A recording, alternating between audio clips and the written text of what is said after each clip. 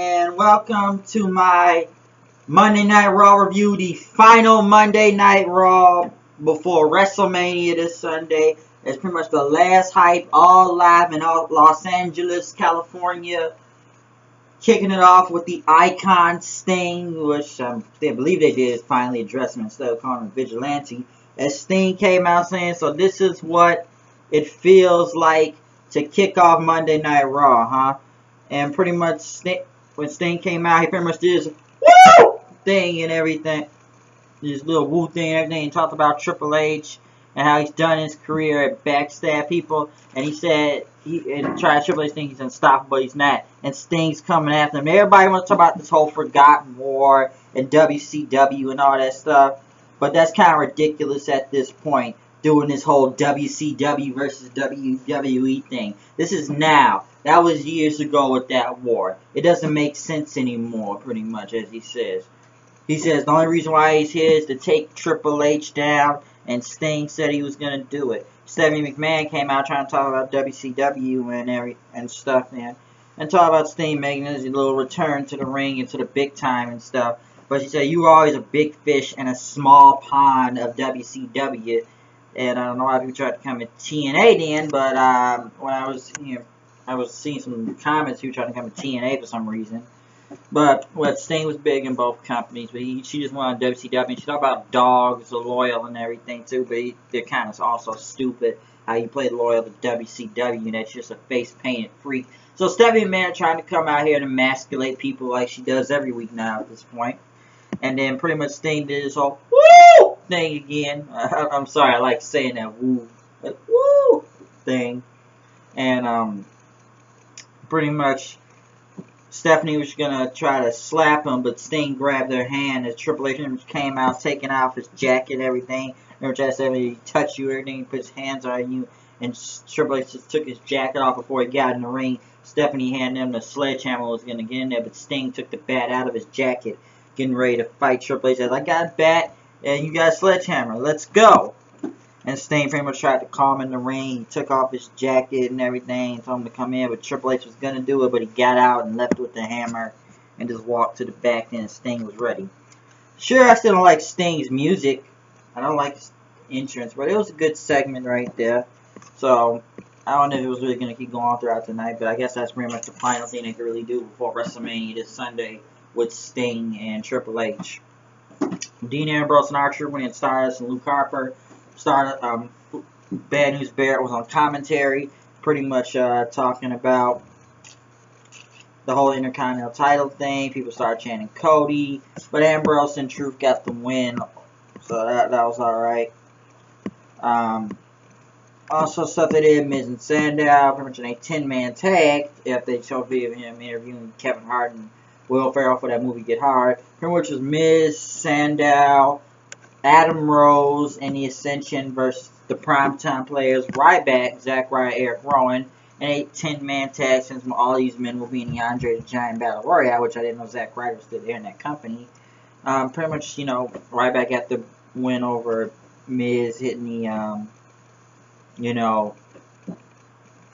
shell shock, so there wasn't a lot to say there. Another voting poll thing they did tonight, since they were using the WWE app, Orton had to either go against Kane, Big Show, or Seth Rollins and Security.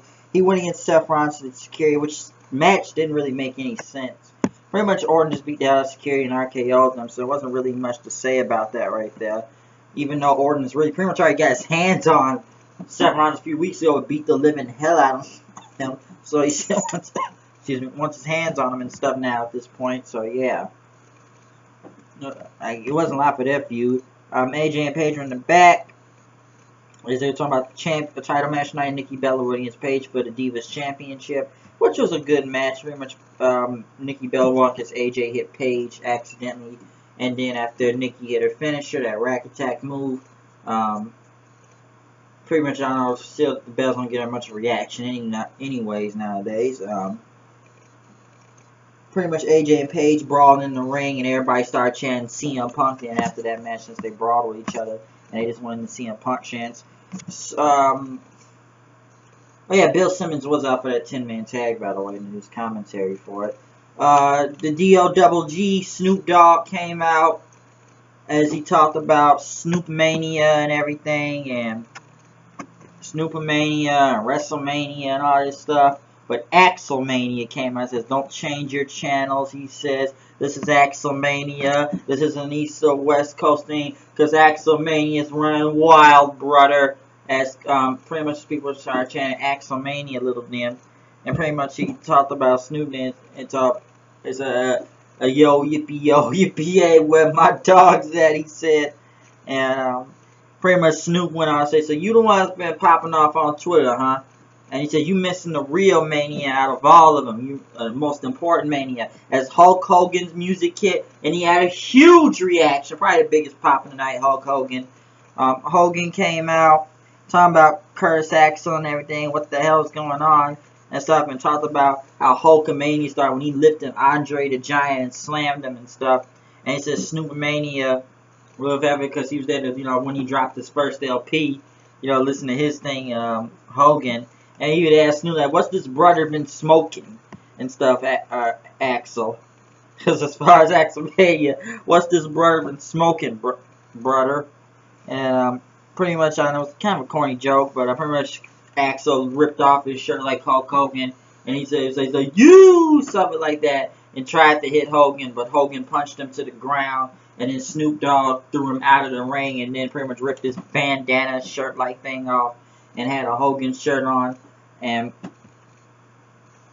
pretty much, him and Hogan pretty much posed and did pretty much this and everything, even though Snoop Dogg is skinny as fuck, yo. He's so skinny. It's kind of odd when he does that, when they try to say Snoop is in shape. Maybe he is, but he just looks real skinny for some reason. Yo, he really is. But having Snoop on there was kind of cool. It was alright. It was that bad for a segment. Especially Hulk Hogan showing up. That was really good for Snoop. Tyson Kidd, the interspecies match from SmackDown Friday. Kidd started Natalia against Los Matadores and Torito. El Torito won, which I don't know why they're doing this match in to begin with. Again, I already knew it was going to be a fatal 4-way tag team. I knew they weren't even out there for the match, but the Usos was on commentary. But, New Day, Usos, Matadores, Kidd and Cesaro pre-show. Like last year, fatal 4-way tag team title match. I just kind of saw that coming. Kane came in the back and take the title away from Bear. So yes, they actually held him for 72 hours. And took the title away from him and stuff, since they had to put it on top of the thing tonight, so people can clown like, so all you gotta do is beat all the other people, win the match in the ladder match. He told Barrett, because Barrett didn't want to give up his title. Also, they had tonight, once again for the 100 billionth time, by the way, Rusev versus Jack Swagger again.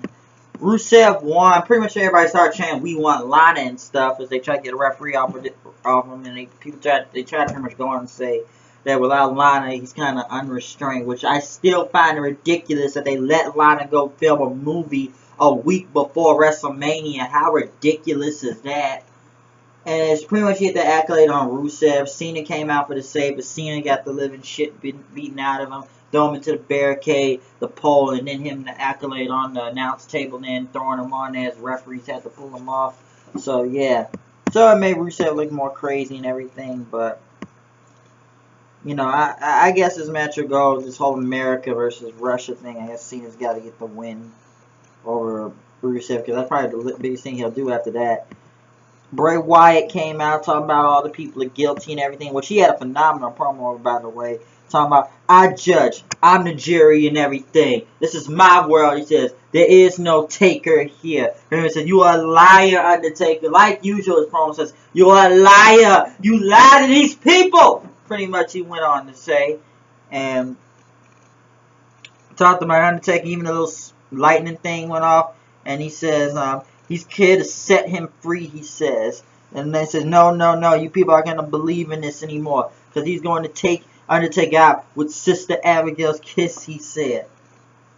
And pretty much you will meet your fate, because you are the face, you are the liar, and that Bray Wyatt will become the new face of fear. And that Taker pretty much you give him the mercy so he can be able to rest in peace. And once again, don't get me wrong, Bray Wyatt, excellent promo, always great all the time, especially out last night, even though the people chanting over, chanting over him, trying to say we want Taker and everything. He didn't really care what the crowd was saying. He pretty much went on and did his promo. My problem with this whole thing is like Undertaker could have at least showed up one time before WrestleMania, because it's kind of odd to hype up a match when you only got one guy doing all the promo work. And even I expect the Undertaker to show up tonight. I said, so he's just really going to show WrestleMania, huh? Okay, I guess they want to do it. I feel like it's a bad choice in a way, because, yeah, we haven't seen Undertaker since WrestleMania last year. But it's like, you really could actually brought Undertaker. So it's like, it's kind of a little bit bullshit in a way, because Undertaker could at least showed up for the last Raw before Mania this Sunday. That would have made sense, because I still think it would have made sense. It's a lot of things that aren't going to make sense on Sunday if Undertaker actually loses 2 years in a row, because that wouldn't make sense. Well, I'm going to get into that maybe in another video and talk about the WrestleMania predictions. But I just find it odd that I really did believe Undertaker was going to show up, but did not show up again tonight. Natalya and Tyson get a Burger King commercial, the chicken fries. Yeah. Daniel Bryan came out to face Dolph Ziggler. Both got huge reactions, by the way, as Dean Ambrose was a special guest referee. Great match as usual with these guys. Sounds like they have in SmackDown. Ziggler got the win over Bryan again, so it's I didn't really expect that to happen. And after that, Dean Ambrose attacked him and got a ladder and tried to climb it. But then everybody else, remember, just came out, hit finishers, and tried to climb the ladder until everybody was on the ground. They cut the commercial. So everybody just beat the hell out of everybody. So, a little bit, I'm surprised Ziggler got more, a bigger boost over Bryan tonight to get that win. And everybody pretty much got the hell beaten out of them out there, and they just left them laying there in the end. Brock Lesnar and Paul Heyman came out. As Paul went on saying the reigning and defending champion. He said, yeah. He says, I've done everything to sell you for this match. You know about Reigns. You know about Lesnar. What more hype do you need? And he says he's going to give him a prison beating. And that Brock Lesnar likes to beat down a man and pretty much get the money's worth out of it. And he went on talking about Reigns and everything. Oh, you want to be a badass Samoan, and how they built you up and stuff.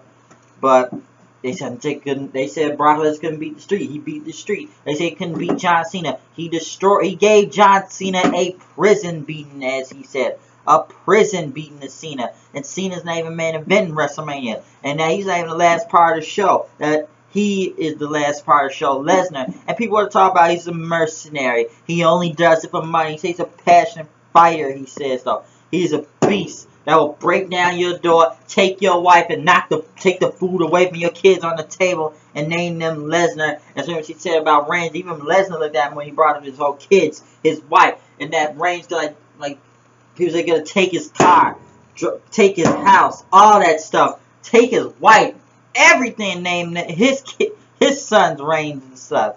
But he talked about he just pretty much went at Reigns and pretty much said that Brock Lesnar is going to destroy Roman Reigns, he says. But I like the part he says Brock Lesnar type that would kick down your door, take your wife, snatch the food, the plates off the table from your kids and name them Lesnar. And that's crazy. He will beat down anybody that tries to come for that title. But as Reigns came out, pretty much a mixed reaction. Then when he got in the ring, they booed at Roman Reigns anyway.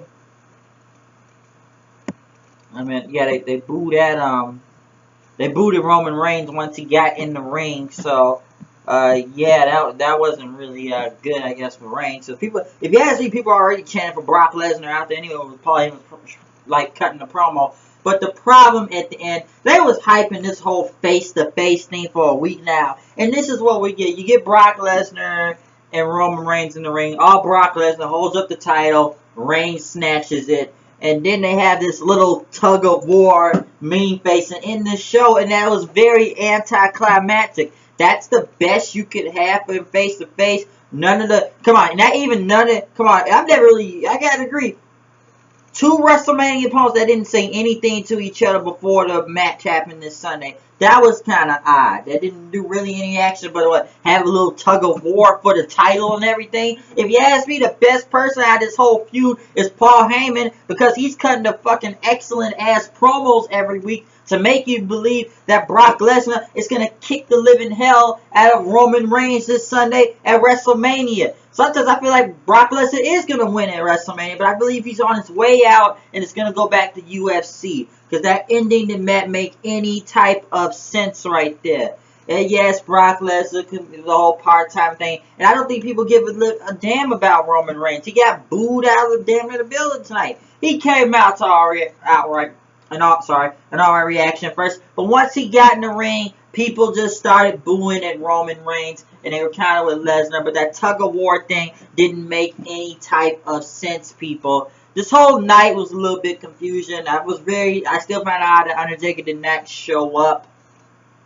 And there was like a lot of other things about this show. So I don't know what's in store for this Sunday, especially this whole World Heavyweight title match. I feel like it's going to be some type of swerve or something like that. Because this whole face-to-face thing was very anticlimactic and didn't really leave anything good to end it off. And they didn't say anything bad, like fight over a title like the kids or like bums fighting over a piece of cheese almost.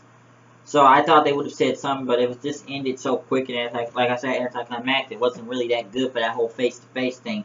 But once again, you know, it's me, the HOOD, coming here live tonight. And well, you had the deal, Double G, you see. So watch out this Sunday, WrestleMania 31, people. I will have live reactions. Yes, be watching out. It's going to happen down this Sunday. But like I said, comment, subscribe. I'm not going to say, oh, you know, it's me, all that stuff.